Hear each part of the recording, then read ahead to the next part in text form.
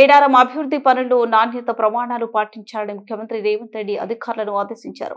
అధికారులు, ఇంజనీర్లు క్షేత్రస్థాయిలో ఉండే పనులను ప్రత్యక్షంగా పర్యవేక్షించాలని, ఏమాత్రం పొరపాట్లు దొర్లినా కఠిన చర్యలు తీసుకుంటామని హెచ్చరించారు.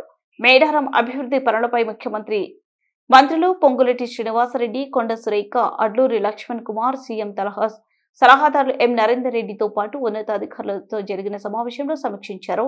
మేడారం అభివృద్ధిలో భాగంగా రాత్రి పనులతో పాటు రహదారులు, విద్యుత్ స్తంభాలు ఏర్పాటు, గద్దెల చుట్టూ భక్తులు రాకపోకలకు సంబంధించిన మార్గాలు, భక్తులు వేచి ఉండే ప్రదేశాలు, ఇలా ప్రతి ఒక్క అంశంపైన ముఖ్యమంత్రి అధికారులకు సూచనలు చేశారు.